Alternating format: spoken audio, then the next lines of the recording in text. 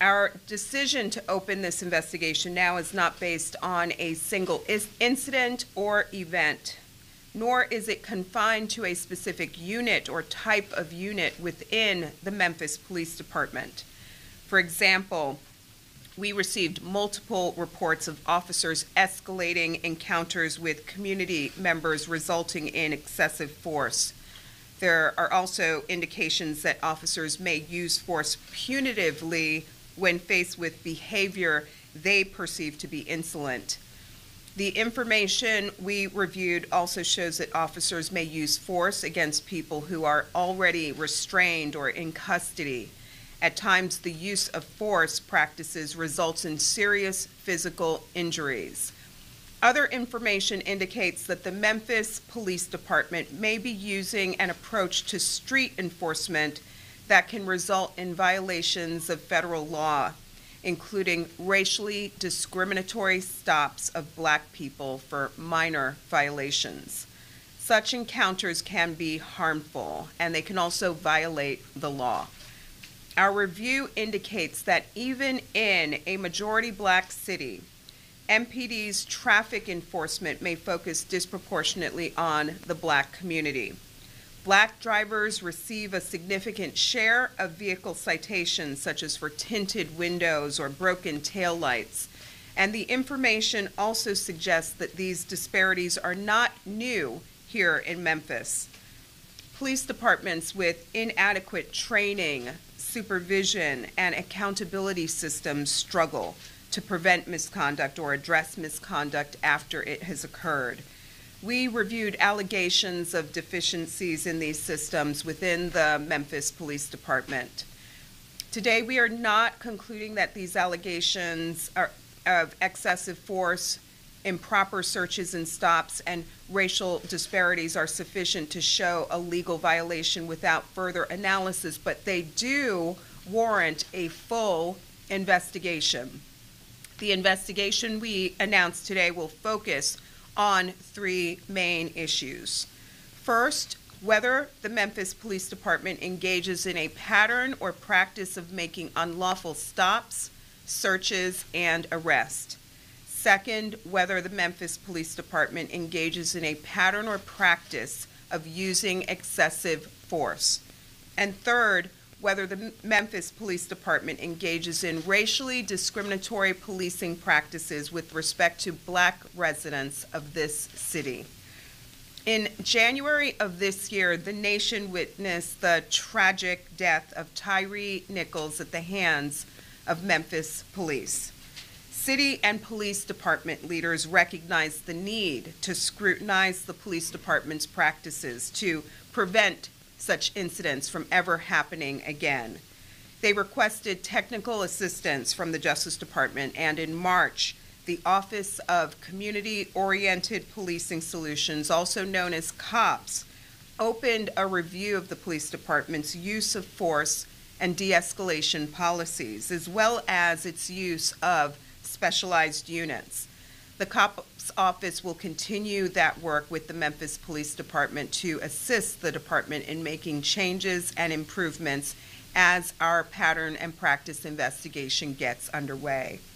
But this pattern or practice investigation has a different purpose than the COPS review.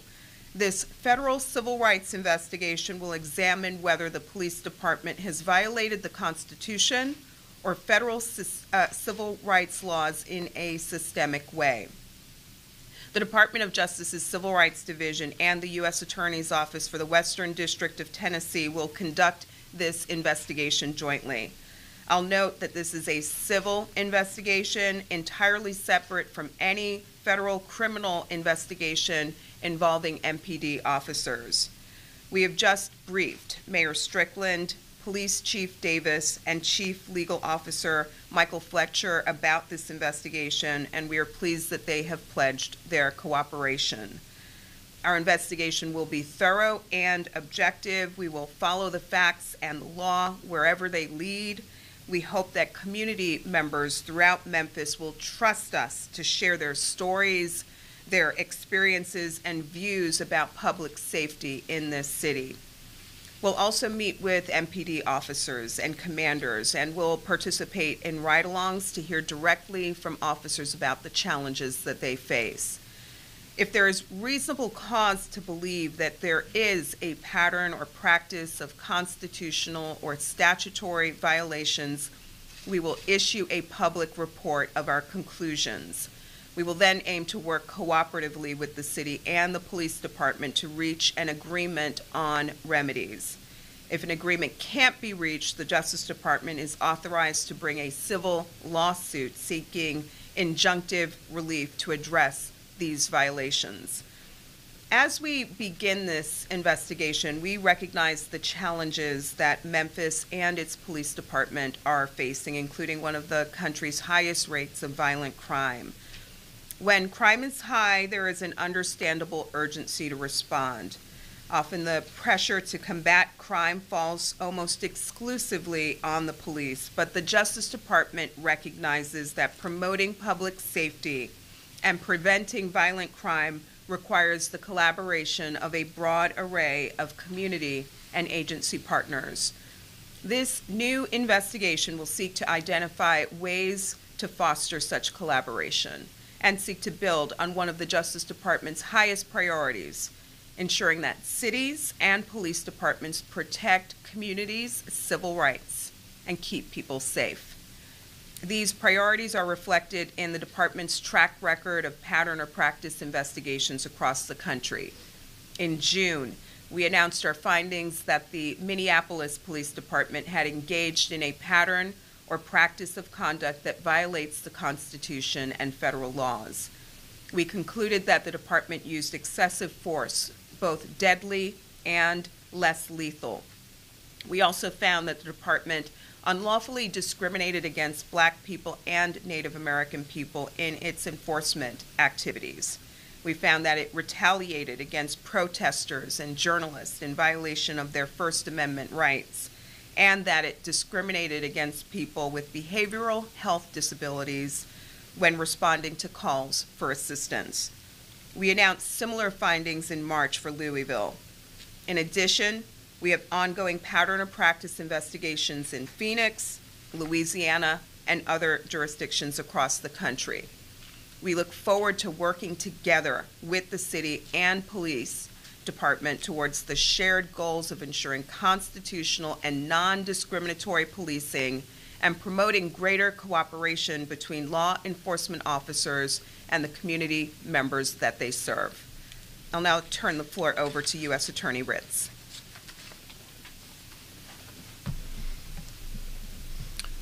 Good morning. I want to thank Assistant Attorney General Clarke for coming here to Memphis to continue what I believe is a crucial community-wide conversation about civil rights in our city. This morning, Assistant Attorney General Clarke and I met with the mayor, the chief of police, and other city officials to discuss what this pattern or practice investigation would entail. I want to say that our office will be a partner with the Civil Rights Division in this investigation. As we proceed, we are committed to having a conversation with people across the entire city to answer questions and let the community know what they can expect.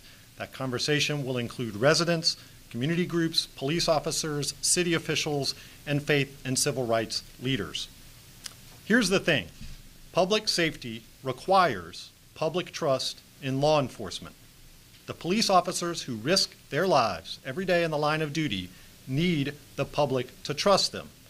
Community trust makes policing more effective and less dangerous for both officers and the people they protect. To build and maintain that trust, police officers must conduct themselves constitutionally and lawfully. Citizens, including the people of this great city, deserve constitutional and lawful policing. In my 18 years as a federal prosecutor here in Memphis, I've had the opportunity to work with public servants and community leaders who are dedicated to addressing the root causes of crime in our city, people who understand that as government, our first responsibility is to protect our citizens. That means to protect them from crime, and it means to protect their civil rights. I want to be clear, while the pattern or practice investigation is underway, you can still expect our team of federal prosecutors to continue to take on tough cases, whether that involves violent crime, drug trafficking, fraud, national security, hate crimes, or holding people in authority accountable. That work will continue, and we will continue to partner with law enforcement agencies at the federal, state, and local level to vigorously enforce the criminal laws. That's a core piece of the department's mission. It's also a core piece of the department's mission to ensure that the constitutional and federal statutory rights of all people are protected. Pattern or practice investigations help us fulfill that responsibility. This civil pattern or practice investigation, as Assistant Attorney General Clarke said, is and will remain separate from our office's criminal investigations and prosecutions. It is also separate from the technical assistance being provided by the department's Office of Community-Oriented Policing Services, or COPS office. Associate Attorney General Vanita Gupta announced in March that the COPS office, through its Collaborative Reform Initiative Technical Assistance Center, would be providing technical assistance related to MPD's use of force and de-escalation practices, as well as its use of specialized units. That work will continue in the immediate term while the separate pattern or practice investigation is ongoing. As I've said often, in the U.S. Attorney's Office and the Department of Justice, my colleagues and I uphold the rule of law, protect civil rights, and keep Americans safe. And that work is predicated on a fundamental principle that there is only one rule of law. There cannot be one rule of law for the powerful and another for the powerless. There cannot be one rule of law for the rich and another for the poor. And there cannot be one rule of law for people who look like me and another for people of color. As much as I believe most of our partners in law enforcement work diligently and bravely under that same guiding principle, we as a community cannot afford to be silent if there are those who are not upholding that standard. And so I welcome this opportunity to let the facts lead in what I know will be an ongoing and important discussion about civil rights in our city. Together, we can build a stronger Memphis, a Memphis that protects the safety and civil rights of all. We have time for some questions. WREG. Ma'am, you mentioned that there have been multiple reports of officers escalating encounters with community members. Are you able to give us a specific number of reports that you received into your office? Not at this stage. What we are announcing today is the opening of a formal investigation. We will share with the public our findings at the end of that investigation. Was the Memphis Police Department on the DOJ's radar before Tyree Nichols? Activists have been calling for years for a pattern of practice investigation stemming from the Darius Stewart shooting and stemming from police surveillance of police. How long has the DOJ been looking for? We are aware of some of the prior complaints and calls that have been made, but today we are announcing that we have a basis for opening this investigation now based on our fulsome review of publicly available information and information that has been made available to us. Today is the moment at which we are opening this investigation. That's your only question. You were a second on it. I had one more. How long do you anticipate this investigation will take? It's hard to put a timeline on this, but this work, ensuring constitutional, fair, and non-discriminatory policing, is one of our highest priorities in the Civil Rights Division of the Justice Department. We will work expeditiously and do hope that we have findings to share with the public very soon. David Vincent. Can we talk about just the connection with the cops investigation too, and what that's going to look like when that ends and versus this being completed at the same time? So our COPS technical assistance work will continue. That work is being conducted through a separate office at the Justice Department. The goal is to provide guidance and best practices for the police department. So that work will continue on a parallel track. Good morning, David here. What do you want to tell Memphis to do in case of emergency right now? With all you mentioned today, it's like more fear in them. What do you suggest that they do in case of emergency? As we tell anybody experiencing an emergency, they should call 911 and report that emergency. I will say, with respect to our pattern and practice investigation, hearing from the public will be important at every stage. We will be convening open public meetings to ensure that the people of Memphis have a voice throughout this process. WATN. What is your message to the public who have been demanding change? Every American deserves fair, constitutional, non-discriminatory policing. Every American. That includes here in Memphis and in every corner of our country. This work is one of our highest priorities at the Justice Department, and we look forward to working with the community as we carry out this investigation. Commercial review? Hi. So you said that you already spoke with Mayor Strickland and Chief Davis earlier today, and they said that they were both going to cooperate with this investigation. But you also said that specifically officers are going to be talked to. Do you expect them to cooperate with the investigation as well, or are you expecting any pushback or potential complete 180 shifts in behavior when you guys are riding along with them? We have a track record, as we have done this work across the country, of working cooperatively with officials, with rank and file officers, and we certainly expect the same here in Memphis. Hold on. Let me get Fox 13. Next question. How can you gain the community's trust by conducting the pattern of practice investigation? Trust is key. Trust is key for carrying out effective law enforcement. Trust is key for the work that we do at the Justice Department. Meeting with the community will be a core part of how we carry out our pattern or practice investigation. We are making a toll-free line available to ensure that the public can reach us and share information at every stage. And we will be convening public meetings here in Memphis throughout the course of our investigation. We need and want to hear from the public as we carry forward our investigation. AP had a follow-up. Have you spoken, first, have you received like a flood of complaints from citizens who have been subjected perhaps to some of these patterns and practices? And have you spoken with, directly with people who have been subjected to some of these patterns and practices? Well, we reviewed publicly available information that speaks to how Memphis Police Department carries out its work. We reviewed information made available to us and have determined that there is grounds to investigate the 3 areas that I have identified. The department's use of excessive force, its use of stop searches and arrest, and we're also looking at whether or not the police department engages in discriminatory policing with respect to Black people. So you said that this would not be limited in scope to any specific unit. Obviously, the Scorpion unit has gotten a lot of attention in the wake of Attorney General's death. Are there any units that you want to put a specific focus on? Any sort of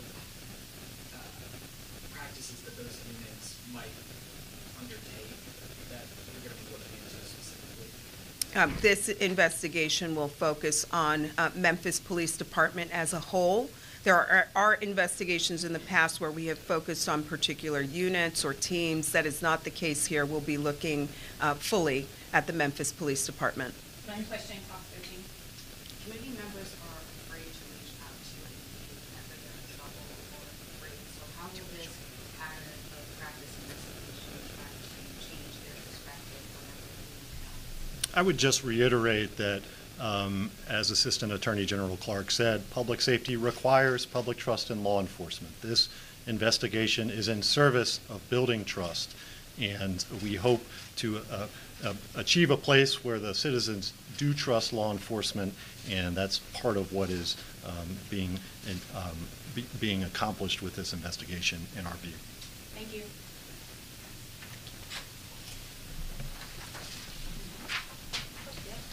I got it.